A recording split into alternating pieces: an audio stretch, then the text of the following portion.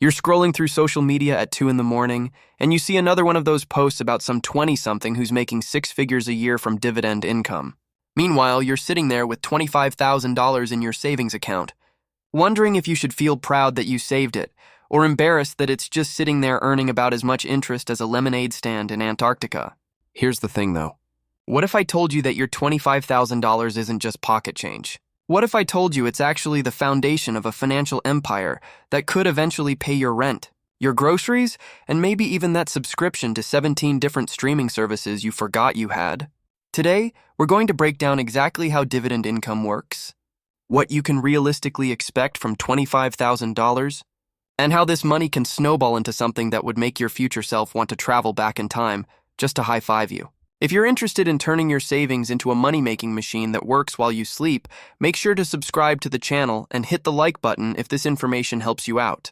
Let's start with some real talk here. If you're expecting your $25,000 to immediately start throwing off enough dividend income to quit your job and move to a beach house in Malibu, I've got some bad news for you. That's not happening. At least not right away. But here's what is happening, and it's actually pretty exciting once you understand the math. The average dividend yield on a solid diversified dividend portfolio sits somewhere around 4% annually. Now I know what you're thinking. 4%? That sounds about as exciting as watching paint dry in slow motion. But stick with me here because this is where things get interesting. 4% of $25,000 gives you $1,000 per year in dividend income. That breaks down to roughly $83 per month. Now, $83 might not sound like much. It's not going to cover your mortgage or your car payment, but it will cover your Netflix subscription, your Spotify premium, maybe your gym membership that you use twice a year, but keep telling yourself you'll definitely start using more. Think about it this way. You just created a passive income stream that covers your entertainment budget without you having to do anything except own some stocks. That's pretty cool, right? It's like having a part-time job that requires 0 hours of work and has no boss telling you to smile more during meetings. But here's where the magic really starts to happen. That $83 per month isn't just spending money. It's reinvestment fuel. Every month, you take that dividend payment and you buy more dividend-paying stocks. This is called dividend reinvestment, and it's basically compound interest on steroids. Let's say you reinvest every single dividend payment back into more dividend-paying stocks.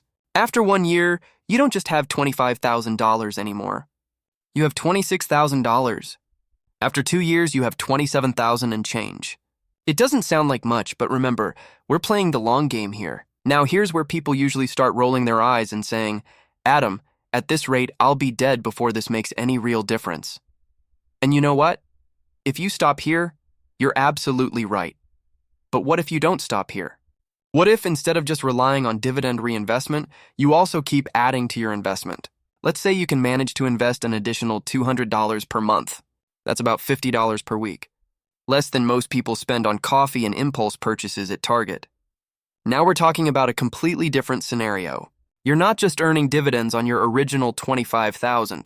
You're earning dividends on your original $25,000, plus all the reinvested dividends, plus an additional $2,400 per year that you're contributing. This is where the snowball effect really kicks in. Year 1, you're earning dividends on about $27,400. Year 2, you're earning dividends on about $30,000. By year 5, you're earning dividends on over $40,000, and your annual dividend income has grown from $1,000 to over $1,600. But we're just getting started. The real magic happens when you understand that dividend-paying companies don't just sit still. Good dividend companies typically increase their dividend payments every year. Some companies have been increasing their dividends for 20, 30, even 50 years straight. Now, before we dive deeper into the snowball effect, we need to talk about the elephant in the room. Not all dividend strategies are created equal, and choosing the wrong one is like showing up to a marathon wearing flip-flops. Sure, you might make it a few miles, but you're going to regret it later. You've got 2 main camps in the dividend world, and they argue more than couples trying to decide what to watch on Netflix. On one side, you have the high-yield dividend hunters. These are the people who see a stock yielding 8, 10, or even 12% and think they've found the financial equivalent of a unicorn. On the other side, you have the dividend growth investors, who are perfectly happy with a 3% yield as long as that dividend keeps growing every year. Let me explain why this matters for your $25,000. Because picking the wrong strategy is like choosing between a sports car with no engine and a reliable Honda Civic. One looks way more exciting. But only one is actually going to get you where you want to go. The high-yield approach seems incredibly tempting at first. I mean, who wouldn't want to earn 10% on their money instead of 4%? With $25,000, a 10% yield would give you $2,500 per year instead of $1,000. That's over $200 per month instead of $83.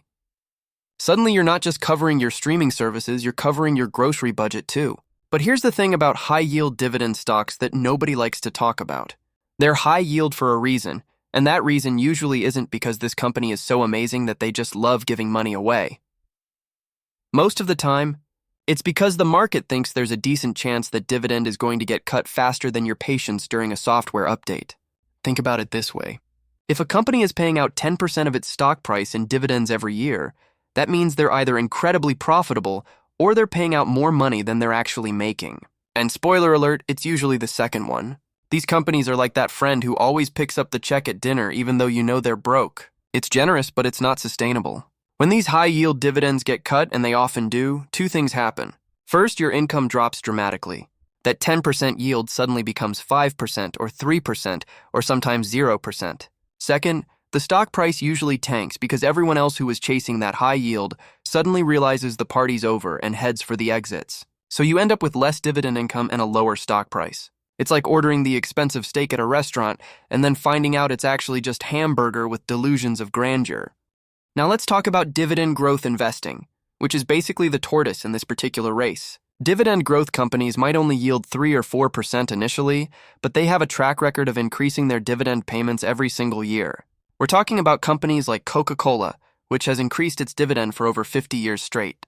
These companies have been paying and raising dividends since before your parents figured out how to program the VCR. Here's where the math gets really interesting. Let's say you invest your $25,000 in a dividend growth portfolio yielding 4%. Year 1, you make $1,000.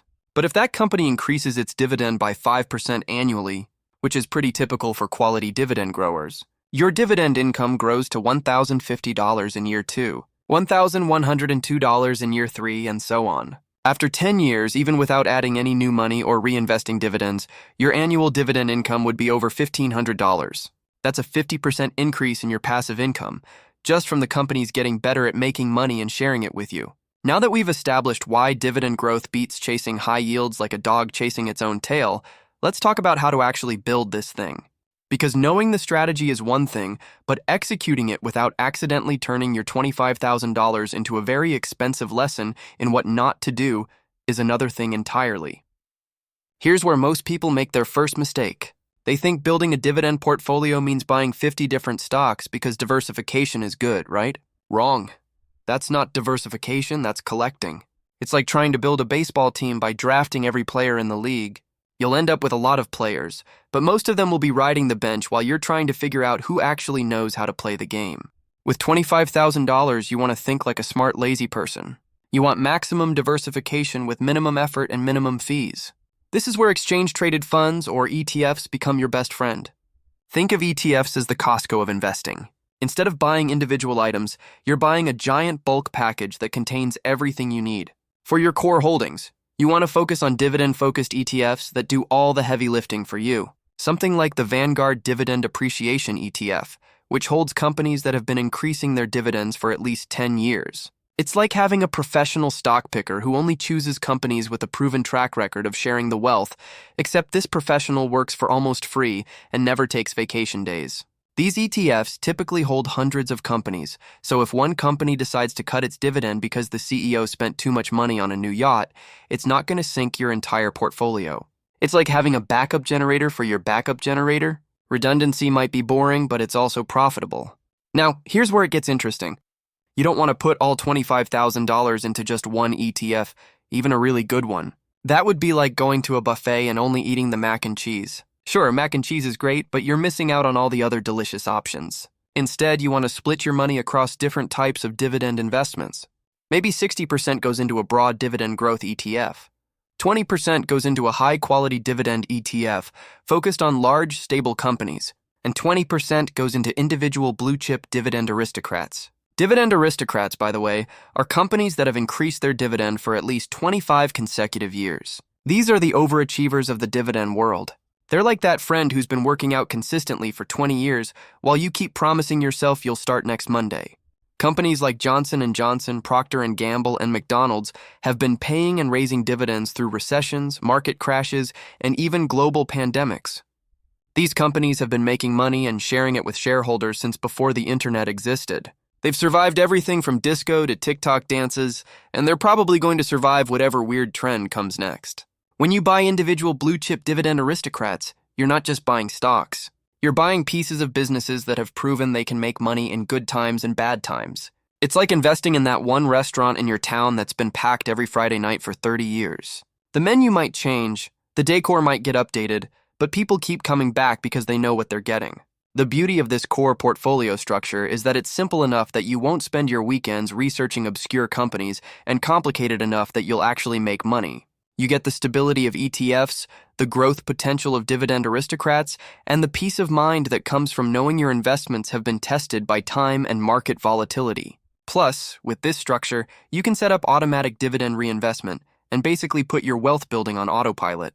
It's like having a personal assistant who never calls in sick and works 24/7 to make you richer. All right, now we get to the part that's going to blow your mind. We've talked about realistic expectations, we've covered strategy, we've built your core portfolio structure, and now it's time to discuss the secret sauce that turns your $25,000 from a nice little nest egg into a money printing machine that would make the Federal Reserve jealous. This secret sauce is called compound interest, but I like to think of it as financial snowball fighting. Except instead of throwing snowballs at your annoying neighbor, you're rolling your money down a hill and watching it get bigger and bigger until it's the size of a small planet. Here's how dividend reinvestment actually works in practice, and why it's more powerful than a double espresso on a Monday morning. Every time your dividend-paying stocks send you a check, instead of spending that money on something reasonable like groceries or rent, you take that cash and immediately buy more dividend-paying stocks. It's like taking your allowance and using it to buy more allowance-generating assets. Your parents would be confused, but your future self would be very proud. Let's run through the math with your $25,000 starting point, because numbers don't lie, even when they're wearing a disguise and trying to sneak past your common sense. Year 1, your 4% dividend yield generates $1,000. Instead of buying a new laptop or taking a weekend trip, you reinvest that entire $1,000 back into more dividend stocks. Now you don't have $25,000 invested anymore. You have $26,000 invested. Year 2, you're earning 4% on $26,000, which gives you $1,040 in dividends. Reinvest that, and now you have $27,040 working for you. I know what you're thinking. Adam, this is moving slower than a government website during tax season. But here's where patience pays off like a slot machine that actually wants you to win. We're not just talking about dividend reinvestment in isolation. We're talking about dividend reinvestment combined with companies that increase their dividends every year. Remember those dividend growth companies we talked about? The ones that raise their dividends annually like clockwork? Well, they don't just raise your dividend income. They raise the dividend income on all the shares you bought with your reinvested dividends too. It's like getting a raise on your salary and also getting a raise on the interest from your savings account. Double the fun, double the money. Let's say your dividend growth companies increase their dividends by an average of 5% per year. This is actually pretty conservative for quality dividend growers. Some companies have been increasing their dividends by 8 or 10% annually for decades. But let's be conservative because nobody likes a show-off, especially when it comes to financial projections. After 5 years of reinvesting dividends and getting annual dividend increases, your original $25,000 is now generating about $1,400 per year in dividend income. That's a 40% increase from your starting dividend income, and you haven't added a single penny of new money. It's like your money learned how to do multiplication while you were sleeping. But wait, there's more. And I promise this isn't a late-night infomercial trying to sell you a vegetable chopper. If you can add just $200 per month to your dividend portfolio, the compounding effect goes from impressive to absolutely ridiculous. That additional $200 per month means you're adding $2,400 per year to your dividend-generating machine. But here's the kicker. That new money doesn't just sit there looking pretty. It immediately starts generating its own dividends, which get reinvested to buy more dividend-paying stocks, which generate more dividends, which buy more stocks. It's like a financial perpetual motion machine, except this one actually works and won't violate the laws of physics. After 10 years of reinvesting dividends, getting annual dividend increases, and adding $200 per month, Your portfolio could be worth over $60,000 and generating over $2,400 per year in dividend income. That's $200 per month in passive income from your original $25,000 investment. Now let's get into the nitty-gritty details with a real sample portfolio breakdown, because talking theory is like describing chocolate to someone who's never tasted it. You need to actually see the recipe to understand how delicious this can be. Let's imagine you're Sarah, and you've got exactly $25,000 burning a hole in your investment account. You've read all the theory, you understand the strategy, and now you're ready to build your dividend empire. Here's exactly how you might structure this portfolio and why each piece fits together like a financial jigsaw puzzle that actually makes sense. First, you're going to allocate $15,000, which is 60% of your portfolio, into the Vanguard Dividend Appreciation ETF. This fund holds over 200 companies that have been increasing their dividends for at least 10 consecutive years. It's currently yielding around 2.8%, which means your $15,000 investment will generate about $420 in annual dividend income. Now I know what you're thinking. Adam, 2.8%? My savings account is almost paying that much, and I don't have to worry about the stock market having a temper tantrum. But remember, this isn't just about the initial yield. These companies are increasing their dividends every year. That 2.8% today could be 3.5% in 5 years, just from dividend growth alone. Next, you're putting $5,000, or 20% of your portfolio, into the iShares Select Dividend ETF. This fund focuses on higher yielding, established companies and currently yields around 4.2%. Your $5,000 investment here generates about $210 annually. These companies might not grow their dividends as aggressively as the growth-focused fund, but they're paying you more upfront. It's like choosing between a small coffee that keeps getting refilled versus a large coffee that stays the same size. Both have their merits. Finally, you're taking the remaining $5,000 and buying individual dividend aristocrats. Let's say you split this equally among 5 companies, putting $1,000 into each. You might choose Johnson & Johnson, yielding about 2.6%, Coca-Cola at 3.1%, Procter & Gamble at 2.4%, McDonald's at 2.2%, and Walmart at 1.6%. I know Walmart's yield looks pathetic compared to the others. It's like showing up to a bodybuilding competition as the skinny kid. But Walmart has been increasing its dividend for over 40 years, and their dividend growth rate has been consistently strong. Sometimes the tortoise really does beat the hare, especially when the tortoise owns half the retail infrastructure in America. Your individual stock picks would generate about $125 annually in dividends. Combined with your ETF holdings, your total annual dividend income starts at approximately $755. That's about $63 per month, which might not sound like much, but it's covering your phone bill, your streaming services, and maybe your coffee addiction. But here's where this sample portfolio gets interesting. Let's fast forward 5 years and assume you've been religiously reinvesting every dividend and adding $200 per month to your investments. Your original $25,000 has grown to approximately $45,000 through contributions, dividend reinvestment, and modest capital appreciation.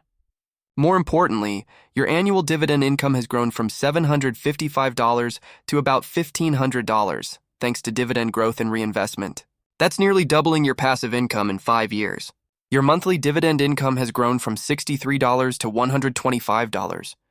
Now, you're not just covering your phone bill, you're covering your car insurance too. The beauty of this portfolio structure is that it's diversified across different dividend strategies and hundreds of individual companies, but it's simple enough that you can manage it without becoming a full-time stock analyst. You've got growth potential from the Dividend Appreciation Fund, higher current income from the Select Dividend Fund, and the stability and prestige of owning pieces of some of America's most successful companies. Plus, if one company decides to cut its dividend because the CEO made some questionable decisions, it's not going to destroy your entire income stream. It's like having multiple streams feeding into your financial river. If one stream runs dry, you've still got water flowing. And even if it dies up, you can live off only $200,000 and never work again, as I explain in this next video.